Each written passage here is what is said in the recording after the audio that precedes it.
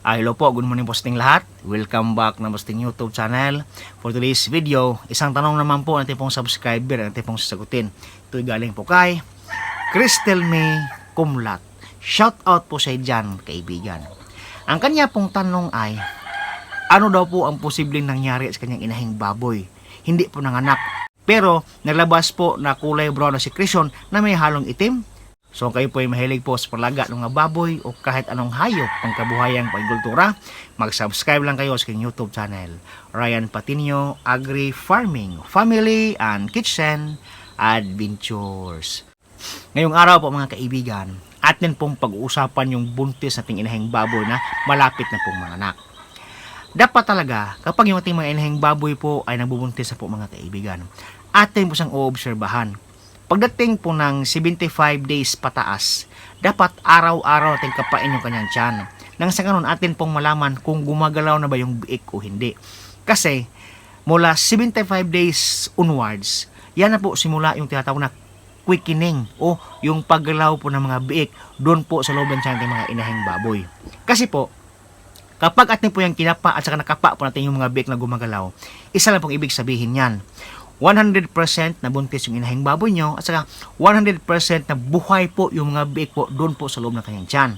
Kapag inyo pong kinapa yung tiyan ng mga inahing baboy nyo mula po 75 days onwards at saka hindi nyo po makapa o hindi nyo po makapa yung paggalaw ng biik, ang problema dyan ay yung biik po siguro hindi po buhay. Ang problema dyan yung biik po ay nalulusaw po. Kaya minsan yung mga inahing baboy natin, kahit na nasa mismong araw na po ng kapanganakan nila, hindi po sila mga anak. Ang kanila pong nilabas ay mga brown na secretion at saka itim po na secretion, katulad po nating subscriber. So ang nangyayari po dyan ay dalawa lang po ang ating pinagbabasihan based po sa experience natin. Unang-una sila po nalusawan at saka pangalawa po mga kaibigan, sila po tinamaan ng parvovirus. So yan lang pong dalawa ang atin pong suspected dyan. Kasi po nangyayari na po sa akin yung mga ganyan mga kaibigan na lumalabas po ang kulay brown na secretion saka may halong itim-itim po yan. Ang dapat nyo pong gawin ay hayaan nyo pong ilabas ng inahing baboy yung lahat ng mga secretion na doon loob sa kanyang tiyan.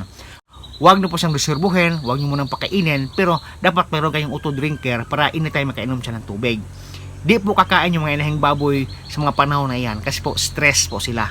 Masakit po yung kanilang pangangatawan.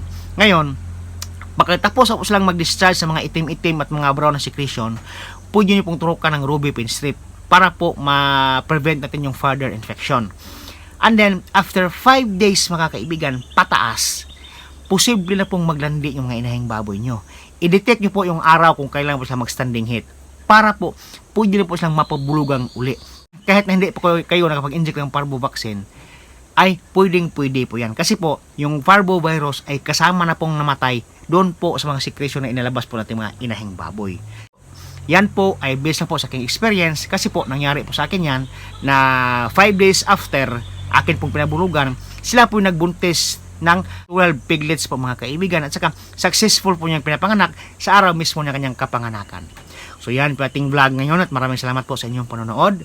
Happy farming po mga kaibigan. See you next time. Bye-bye.